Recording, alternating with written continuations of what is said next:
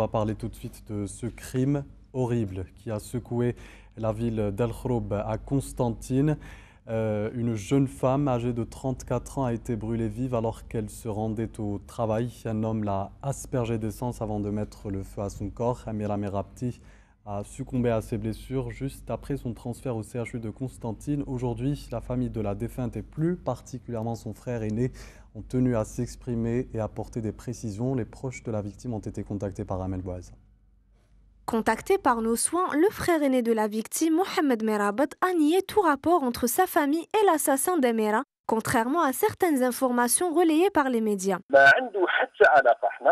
Nous n'avons aucun lien avec lui, nous sommes une famille noble, nous n'avons aucun rapport avec ce type d'individu qui boit et se drogue, même son allure laisse à désirer.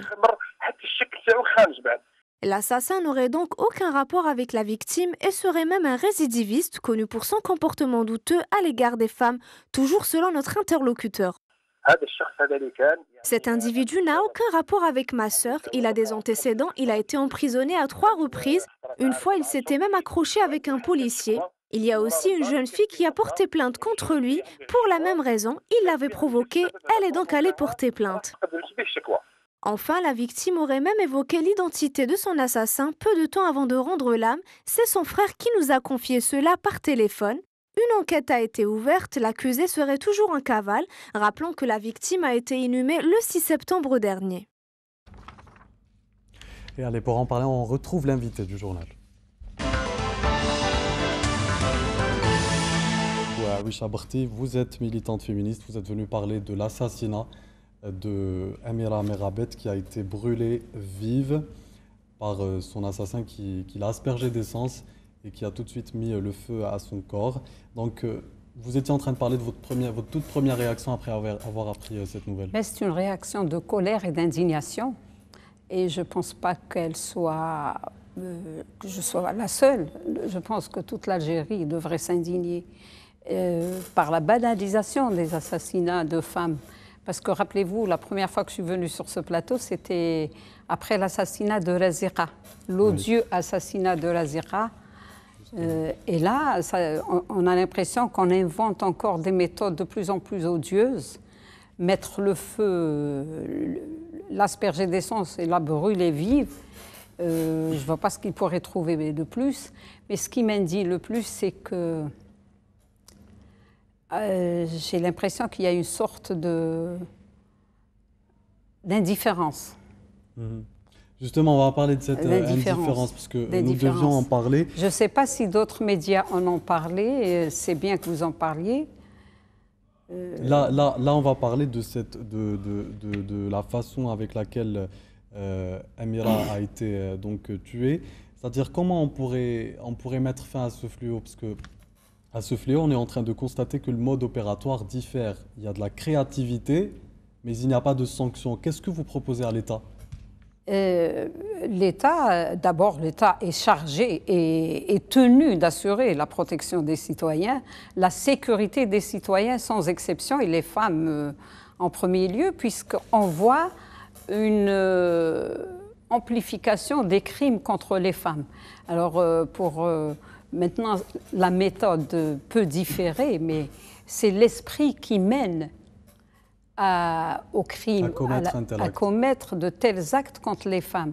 Qu'est-ce qui est derrière? C'est cette haine, ce discours de haine envers la femme.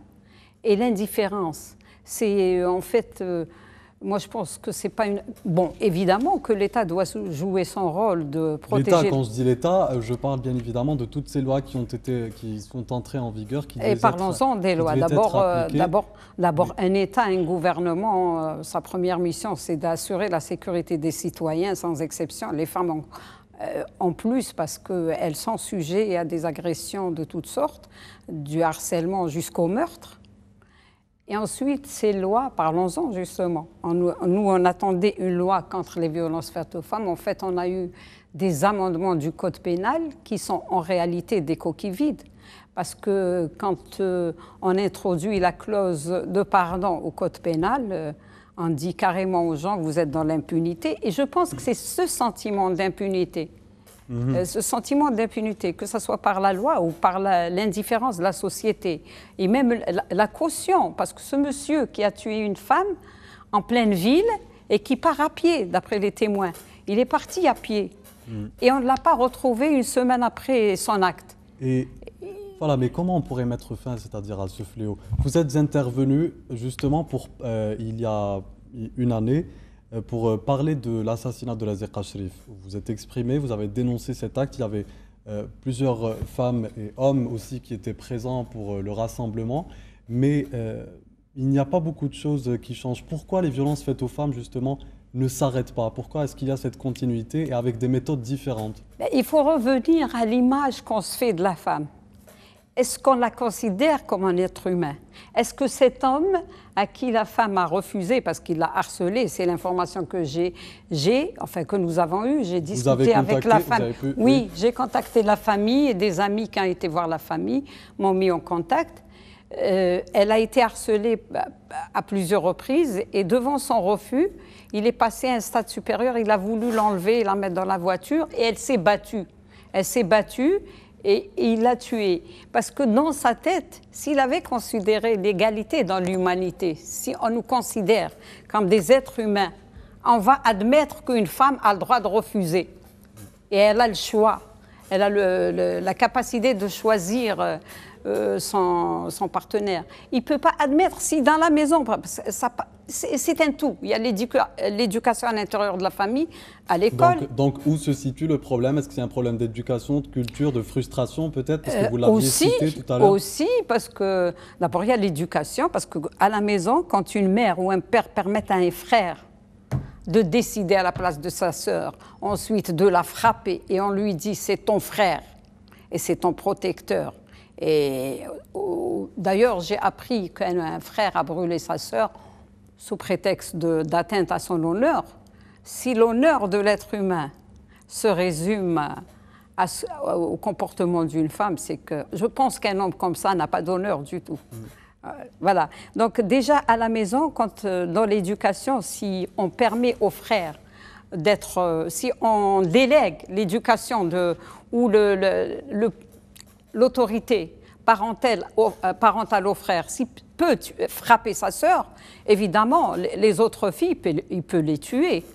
Donc, il y a ça, il y a l'école, le discours de l'école. Vous avez parlé tout à l'heure de le discours obscurantiste de l'école. Oui, Chaberty, plutôt, oui. Ça, c'est quand même pire, hein, parce que on ne sommes pas en train de parler c'est-à-dire d'insultes, ou de critiques ou de provocations. Nous sommes en train de parler d'un homme qui a brûlé qui a tué une femme. Je reviens à l'idée principale, où elle est un être humain. Il la considère exactement comme lui.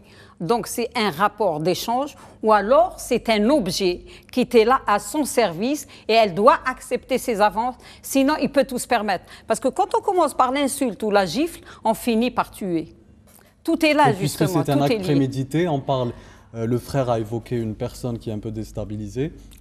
Écoutez, on dit déstabilisé, on dit malade, on dit anormal pour déresponsabiliser. Moi, je considère qu'il est responsable. Il savait ce qu'il faisait, il a tué une femme. Il n'aurait pas fait la même chose avec un homme. Donc vous êtes persuadé que la femme... je ne suis pas juge, hein. Je suis en train d'analyser une situation. Est-ce que la femme est devenue maintenant synonyme de problème en Algérie? Pourquoi est-ce qu'on se comporte d'une telle façon avec... Ça s'aggrave en tout cas. Ça s'aggrave d'abord, sincèrement, il faut que je le redise, je le dis souvent et je le redirai, depuis le Code de la famille qui a décidé que la femme doit être soumise à certaines règles au profit de l'homme. D'abord, on fait de l'homme un bourreau et de la femme une soumise, un sujet. Donc, et évidemment, ce n'est pas la femme qui devient un problème. C'est la société qui a un problème, c'est les institutions. C'est une question, c'est un problème de société, c'est une question de citoyenneté. Est-ce qu'on veut vivre dans un état de droit, en citoyen, dans un état de droit, où on veut vivre dans une jungle? Devrait-on aussi relancer le débat sur la peine de mort? Est-ce que ça va régler le problème? C'est pas le débat.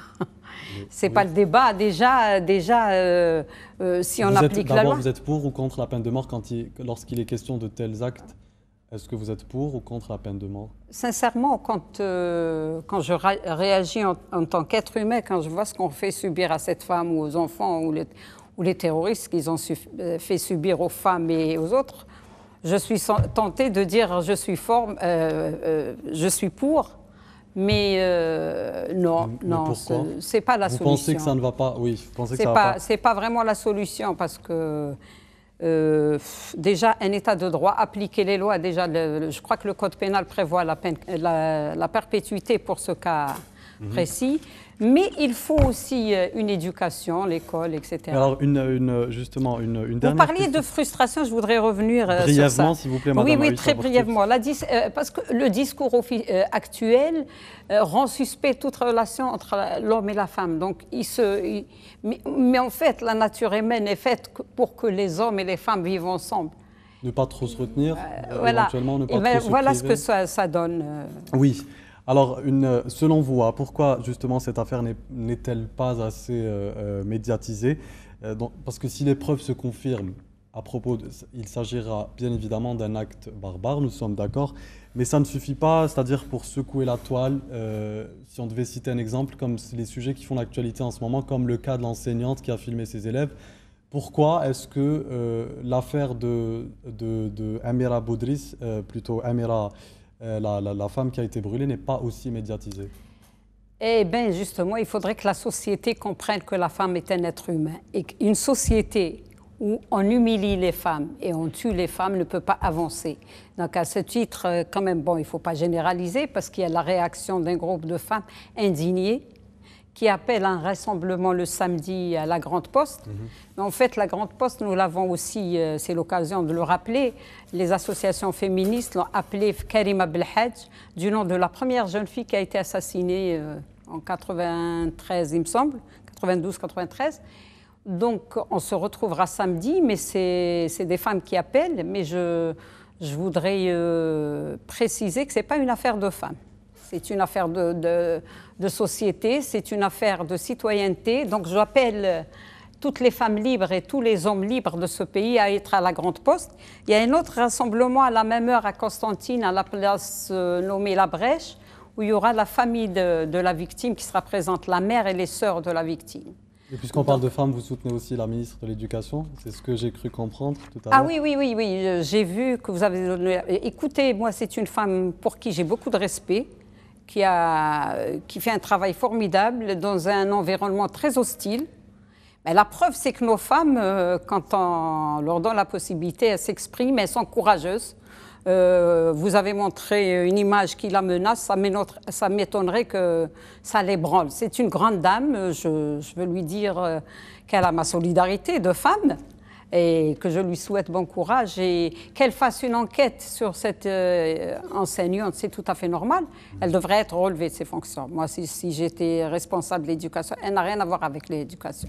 Merci Awicha Abarti d'être venue sur ce plateau. Je voulais juste dire, si vous voulez, juste un dernier mot, nous avons une hymne des femmes algériennes, pour dire, nous souvent quand on se rencontre, Jazairiyat harar, ma yaqbelouch al-ar.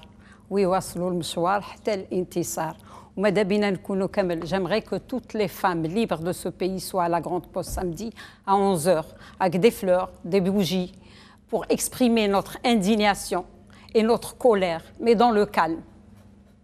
Et ça, c'est une première étape et j'espère que les pouvoirs publics entendront notre message. Le message est passé, rendez-vous pris, donc ça sera ce rassemblement. J'aurais voulu présenter, mais je devais commencer par ça, mes condoléances à la famille.